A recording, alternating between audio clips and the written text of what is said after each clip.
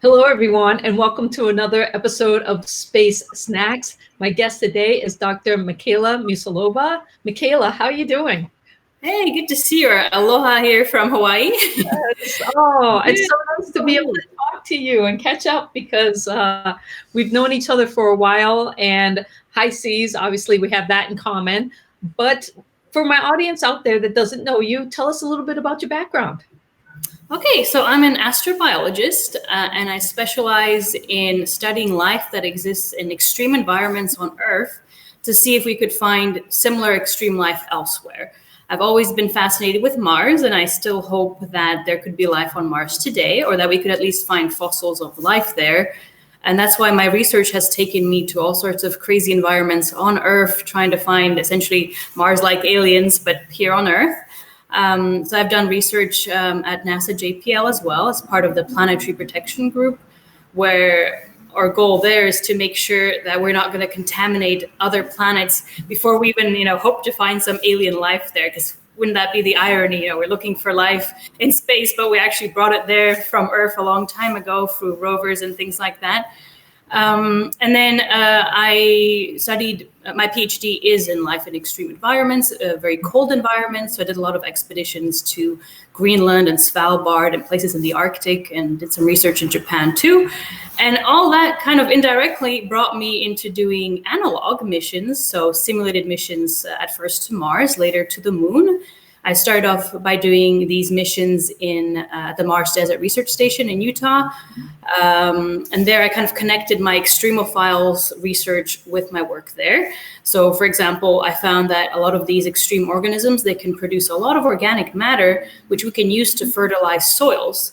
And we could actually use that on Mars to terraform Mars, so to create Earth-like conditions on Mars and grow our own food there.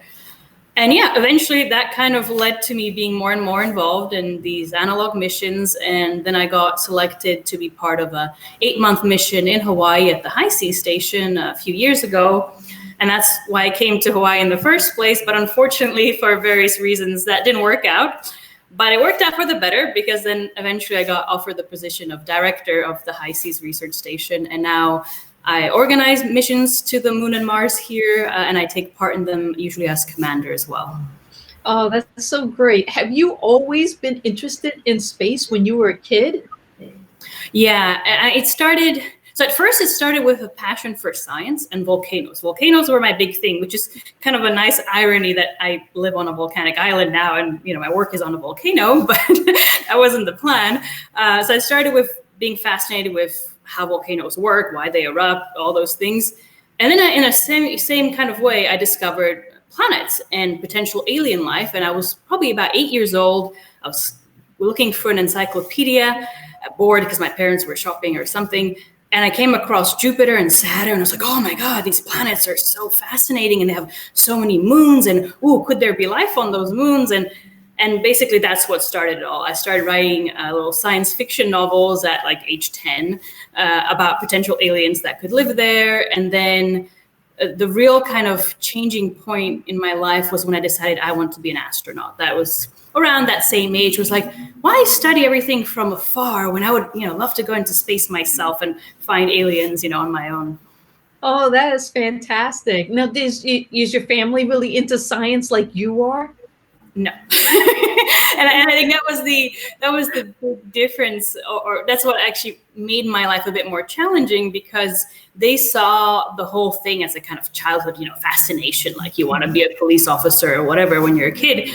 And so they thought that, when I'll be a teenager, it'll go away and I'll be more practical like them. So my mom, she's an archaeologist. Father is a diplomat. So both of them are kind of in the social sciences area, but none of them have much experience with science. And so they were both educating me with history, languages. We traveled a lot together. And they were kind of like gently pushing me that way, but you could be a great diplomat. You speak so many languages, or, you love art, do history of art. And at the age of 15, I was really like inclining towards becoming an art historian. I was like literally about to choose that path. And it was actually a film that helped me, decide to stick to my passions. It was Aliens of the Deep by James Cameron. So a documentary film where they go into the depths of oceans and find all these crazy extremophiles, these extreme life forms. And I was like, whoa, this really exists on Earth. And, that means there crazy life like this must exist elsewhere. And I was like, okay, that's it. I'm going after this dream. I want to become an astrobiologist and then hopefully an astronaut. And so I kind of did this all of my own accord. My parents couldn't support me, not even with a scientific background, but definitely not financially. So from that age on, I had multiple part-time jobs while in high school, then later at university. I financed all of my studies. I had to try hard to have the best possible grades to get scholarships. And yeah, that's probably one of the reasons why I'm a very driven person, is I just decided to do this and then, against the odds, try my best to achieve those goals. Well, I find that a lot of the women in STEM that I meet are very similar, and we're very driven because sometimes, and women of color also, having to prove yourself and just, especially in a field that might be dominated by males. And I know for geology in general it is. I don't know about for astrobiology, but what was your experience like going to college and getting these degrees and your sheer determination to get through it all? So it was definitely very difficult, and I definitely felt, that I had to prove myself more than my fellow male colleagues. Mm-hmm. And so I went to study at University College London, which at the time was one of the top universities in the UK. And I chose that university because they had a planetary science program, so geology and astrophysics. And I was like, that's my first way into astrobiology, because at the time you couldn't study astrobiology at university. You had to kind of find your way to that science. And I was like, okay, those sound like, great subjects to start with. Luckily, I got scholarships to get in. But then to kind of stay there and to get scholarships, I had to work sometimes twice as hard as my fellow colleagues, because they kind of automatically got recognized. But as a foreigner and as a woman, I really felt like, if I would do something good, no one would notice. I would have to be really like best of the best to get anyone's attention. So that was like the first step. And then I was very fortunate in my second year, there was a competition to get a scholarship to study at Caltech. At the time, it was like the best university in the world, or so they said. And it was like a scholarship worth $50,000, money unimaginable to me at the time. And again, I was like really skeptical of, if I could actually achieve this. There was huge competition. I would have to be like, one of the top people in the UK to get this scholarship. But I was like, what? It's always worth a try. It's always worth a try. If it doesn't work out, at least I gave it a chance, right? And so I did. And in a funny twist of fate, I was chosen. And the guy who was the other person who was chosen was a Czech guy. So it was kind of funny that a Slovak girl and a Czech guy went to represent the UK at Caltech. We always have a bit of a laugh about this because we're kind of like in a competition, the two countries, Czech Republic and Slovakia. And it was at Caltech that there was a glaring difference. It was really like women were maybe a third of the whole university population. Many times I was the only woman in a class. And there I really felt even more pressure to kind of show myself so that, I would be recognized for the work I was doing. Talking about this, and there's so many things I want to get to, because and this is why I'm so excited to have you on the show. But growing up in Slovakia, and then I imagine there's not a lot of astrobiologists there. I'm the first, actually. And so what does that mean? Because I know you do a lot of education outreach, and being a role model, especially with your aspirations. I mean, you've done so much in your career in a very short period of time, from traveling around the world, becoming a doctor, now director of the High Seas Habitat. So what does that mean for everybody who follows you around the world, and particularly at home? I think so. I didn't, really realize how much I could be a role model for other people, because the whole time at first it was kind of my own dream going against my odds to achieve something, or odds against me, put it that way.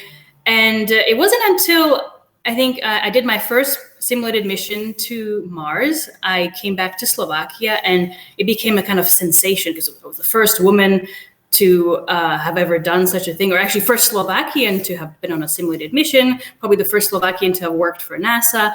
And, the media were pretty excited about it. And then suddenly I was invited to present at all these different conferences. And most importantly, I was invited to speak to children. And I think you can see a picture now of me. That's actually a recent picture of me. You can even see me wearing the same jacket, doing an outreach presentation to students in Slovakia, I think that was. And it was only really being there and seeing how much of an effect I had on the audience. I realized that, wow, I guess I should share my story, because it may be motivational to a lot of young people thinking, oh, I have this crazy dream. Should I go after it, or should I just settle for a more normal job that, will pay the bills? Or, I have no support from my family. Should I do it anyway? Should I go abroad? All these questions that a lot of young people face when they have, big ambitions. And I realized that sharing my story, I was helping people kind of fight those doubts and go like, oh, look, she managed, she did it, she got into NASA, maybe I should give it a try too. And once I saw that that was happening, and I started getting all these beautiful messages from young girls about how they want to be like me, how they want to be an astrobiologist or astronaut, and they asked me for advice and things like that, I realized I need to do more of this. I need to, continue doing outreach presentation, because I want to encourage more and more young people, especially young ladies, but I'm definitely not biased. I'm happy, of course, to inspire all young people and people of all ages for that matter. But I said young ladies because, unfortunately, in Slovakia, it's still a very misogynist environment. And actually later on, when I was named the youngest female professor, the Slovak University of Technology, I was met with a lot of resistance, actually to the point where people tried to blackmail me so that I would give up this position. And that was really eye-opening to, actually, if anything, it motivated me to fight even more, to be like, no, we need to stop this. Wow. And that's why sharing your story is so important.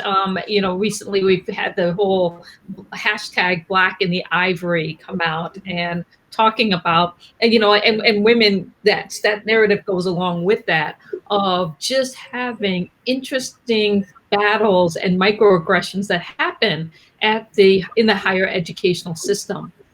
But I applaud you, because you are still a professor at that university. Yes, that's right. Yeah, I'm still a professor. My my term was renewed recently. And actually, I'll give you a little bit of a backstory to that. So essentially, kind of like I said, I stirred a lot of waters by the work I was doing. And it was a gradual process. At first, I think they didn't like the academics, or these particular professors didn't like that I was in the media a lot. They were like, well, why aren't other people in the media that are scientists? Well, do outreach, you'll get into the media too, or achieve something that is going to move other people, and work with the media. But they didn't really want to do anything to work with schools, it was almost like beneath them to do outreach and things like that. But then, they wanted fame in the media. And so after my PhD, I actually decided to move back to Slovakia. For these reasons, actually, I thought, okay, if there's a time for me to go back home and try and change things for the better, it was then. Because once, I might settle down and have a great job elsewhere, like, for example, I have now, I'm not really going to want to just give that up and go home. But after my PhD, I thought, okay, let me give this a try. Let's go home. Let's try and help move the space sector forward, encourage more young people to get involved in activities. And so I came home, and I ended up stirring the waters more than I expected. I very quickly was elected as chair of the Slovak Organisation for Space Activities, SOSA, which is kind of like the equivalent of NASA in Slovakia, but it's non-governmental, because young people had to basically take it into our own hands to develop a space program in Slovakia. The government wasn't really helping along at first. And so we did that. I was the first to start teaching astrobiology in Slovakia and the Czech Republic, actually, as well. I was a professor at a university there.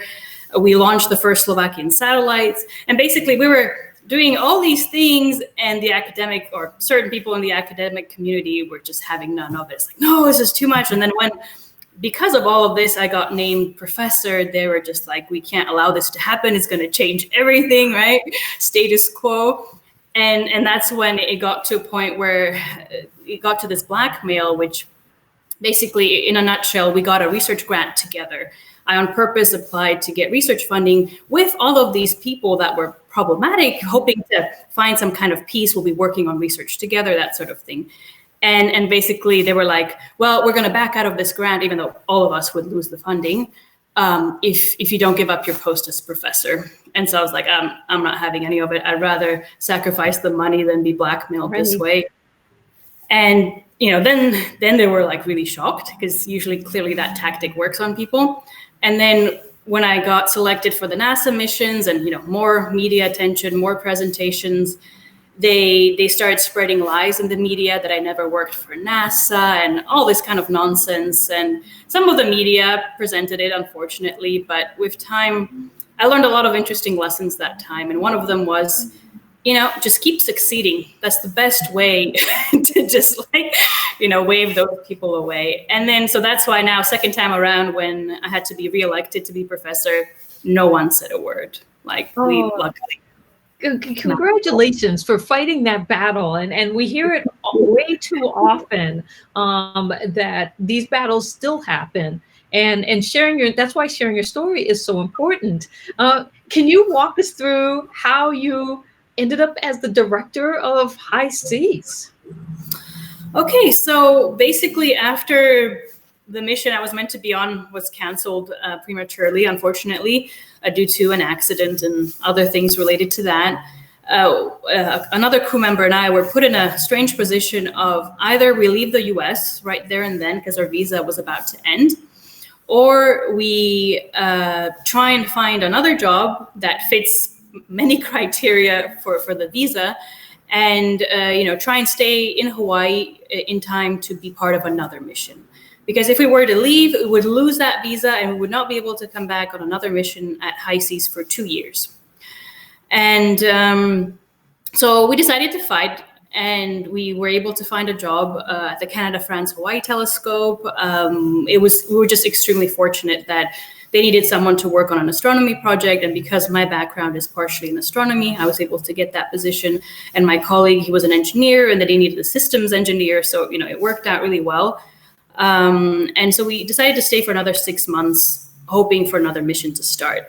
In the meantime, I was working with the owner of the High Seas Station, Hank Rogers, who actually has a big vision to build a base on the moon, an international settlement that's not just for one space agency, one country, and so on. And so I started working with him on this project, and we had plans for, whether more missions will happen or not, let's use the station, the High Seas Station, to also do some simulated moon missions. And then by the summer, so almost when the 6 months were over, we found out that actually NASA decided to not fund further missions at High Seas, and they're going to focus on analyzing all the data they collected up to that point. And that's when Hank Rogers, now my boss, was like, okay, well, since there are going to be no more NASA missions here for a while, let's organize other missions. And, would you want to be in charge of it? And basically, so that's how that happened. And so we, even now we still work for NASA, with NASA. We were actually meant to have some missions in collaboration with NASA starting in April, but pandemic happened. So hopefully they'll start at the end of the summer. But my big vision for High Seas was to open it up, just like Hank wants to open up, his future moon base to the world. I wanted to do the same thing. So we've been working with the European Space Agency and other organizations. So the Sensoria crew that you were on this year. And I'm just trying to make it be as accessible as possible. And you've done a fantastic job of that. And so when I look at from when I was in the mission in 2013 as being one of the first people to live in the high seas habitat, and then to be able to come back and to work with you, and just to see the changes that have happened, and how much more accessible the high seas habitat is. And when you're talking about building this moon base and this through this consortium of people, High Seas is an analog of that. And you've literally worked with people from around the world and lived with them in simulations. How many simulations have you done? Well, first of all, thank you for your kind words. And I see some comments, so thank you both very much. Really appreciate it. I've done probably over 20 missions at this point. I've kind of lost track because I've done some of the longer ones, so several weeks in a row, or multiple kind of shorter duration ones. Because with the moon, our thinking is that the first missions to the moon may only be, a week long or several days long, just to go there, start building the settlement, or to test some technology, some rovers, things like that, and then go back. And then once we have these foundations, we can go there for longer periods of time. And it's interesting to think about how versatile, you can have these missions and the kinds of things that you have, people you have coming in, the technology that they bring with them, all of those kinds of things. And so do you have any stories of like some of the favorite things that you've been able to do as a result of being at high seas? I'm very grateful that I've been able to do a number of or take part in a lot of different research projects. For example, High Seas is located on the volcano Mauna Loa, approximately 8,200 feet high, or 2,500 meters up high on the volcano. So there, you can see in the picture, there's this kind of lava terrain. Some parts really look like Mars, like where I'm standing in the picture, it's all red.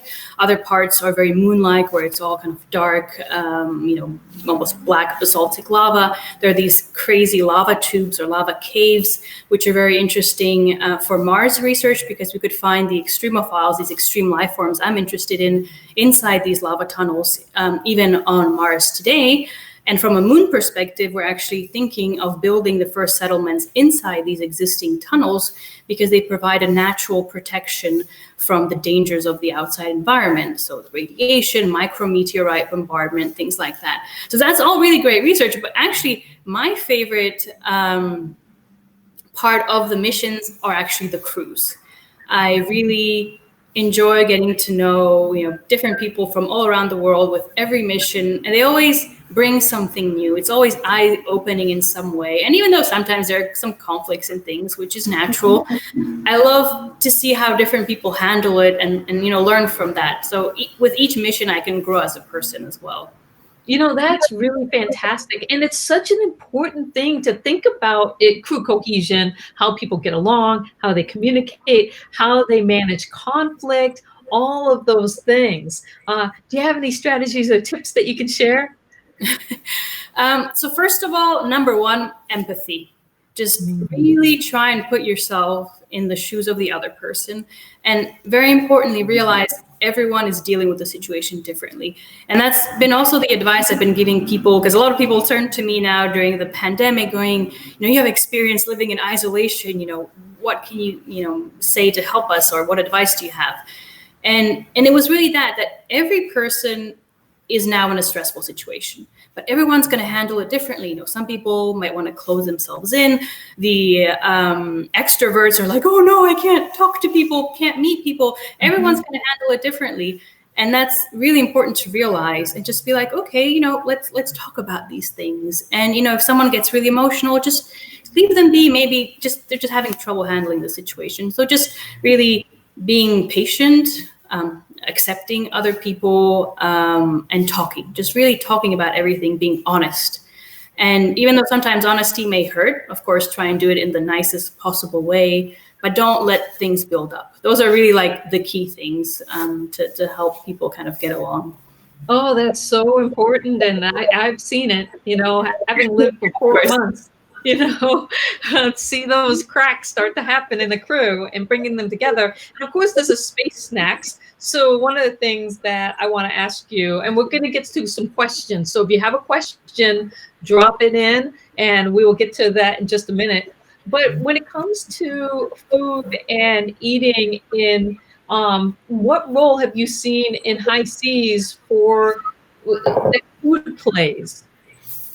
Oh, it's extremely important. It's like, I would say almost one of the top things. It's even the, most, the toughest people or most determined people or whatever, if they have to eat really bad food for days, weeks, months on end, it'll break them. The food can really affect your emotions, your energy levels, everything, and your health. Like, to put it politely, the freeze-dried food does have many effects on the body, and people can feel a lot of discomfort if they don't have enough fiber and things like that in their diet. So food is definitely very important, and I've definitely seen its role kind of change with every crew I've been on. So for some, we've been very fortunate to have some amazing chefs on some crews, and I couldn't believe I was eating freeze-dried food. Like the way they were able to process it, it was almost like, yeah, I could be eating in a restaurant. I was really impressed. And then there were some crews that, let's say, have less experience cooking or maybe less imagination. And then it was like a deep breath. Let's just eat this to get energy and not say anything to not make them feel bad. At least they made an effort to cook something, sort of thing.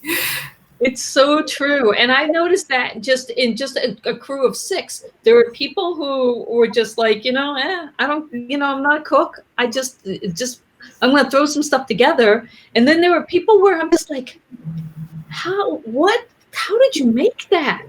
Like, this is crazy incredible. And so it makes me wonder about, when we go to the moon and then to Mars and food, the difference between, do we send people who, really don't care and will just eat to eat?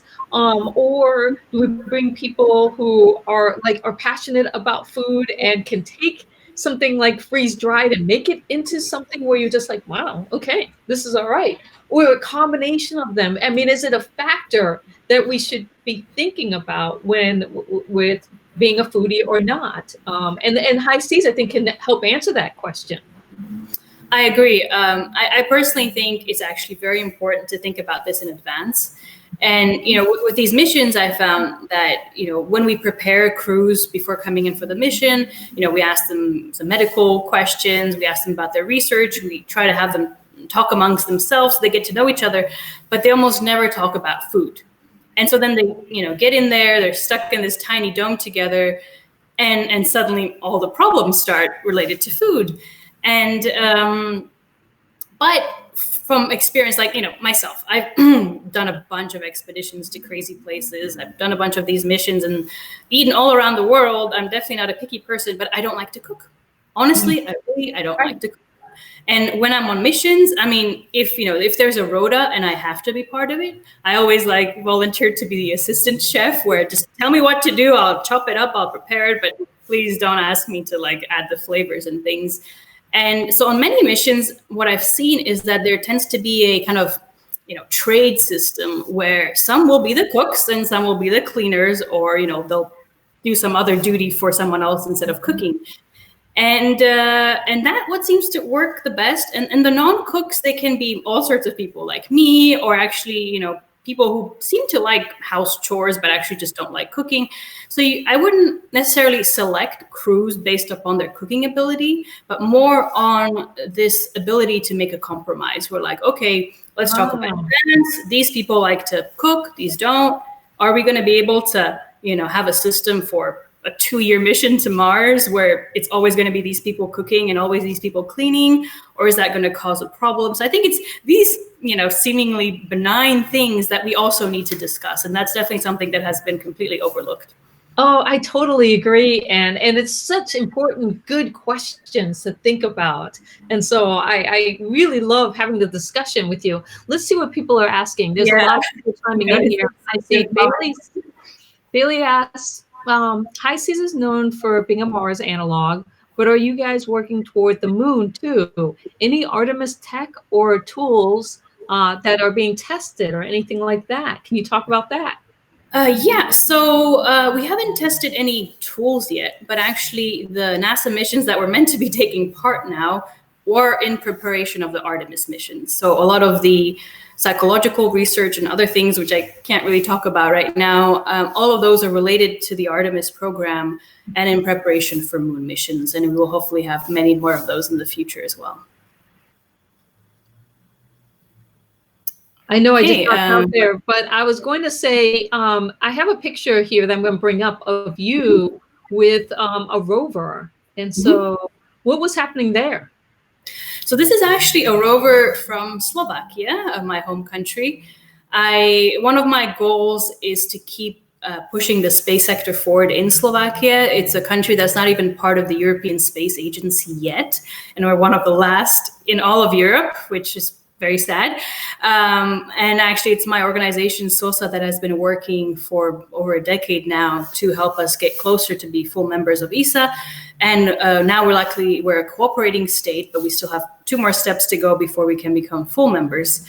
And so in order to become full members, we need to have more and more companies in Slovakia doing space-related research, developing space-related technologies.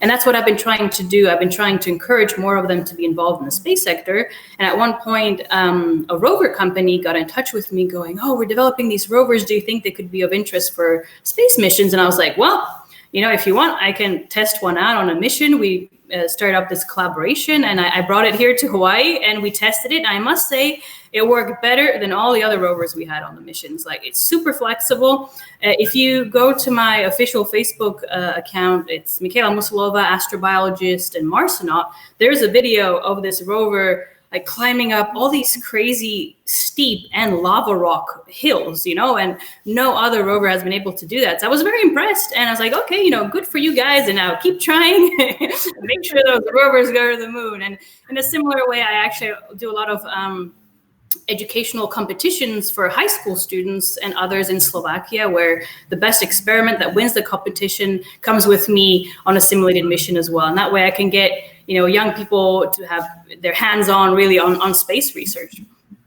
Oh, well, that is really fantastic. I know that a lot of people were just saying, thank you for all that you're doing. And then Miriam is asking, I'm wondering what is the best way to get in touch with you?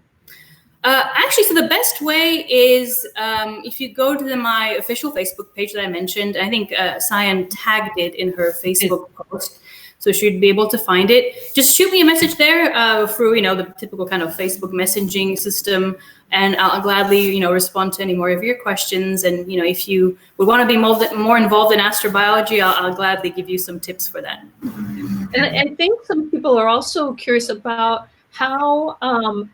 Can they be a part of a high seas mission? Is there a process?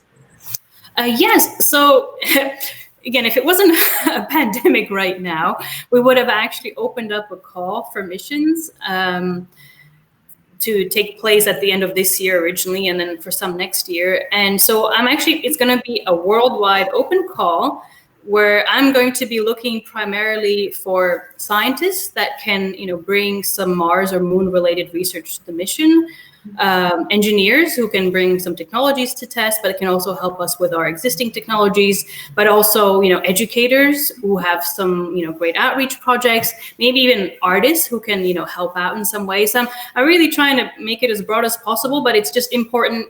For me, the other thing I really look at is the relevant experience, and not so much just in the sciences, but have you worked in a team before? Have you worked in a stressful environment before? Maybe you were a Girl Scout, Boy Scout, something that shows that you can handle that, at least a little bit of stress. Because while I want to open high seas up to as many people as possible, it is a risky environment to be in. The lava tubes, could even kill people if things went really wrong, if you fell into one of those holes or something. So I need to make sure it's people who are going to be responsible, who can work well in a team, handle the stress. And even you on your mission this year, Cyan, you guys had really bad weather for so long, and it must have been so stressful to be stuck in that habitat for most of your mission. And I was in the mission control center, so I was really sorry for you guys. But if you guys didn't work so well as a team, it probably could have been a really horrible environment to be in. Yeah, we were really lucky because we all got along so well, but and then we had really interesting things like a sewing machine we brought in. And so we were like, oh, it's raining, let's get out the sewing machine, because half of us had never sewn before. And just, again, coping mechanisms. And so having music and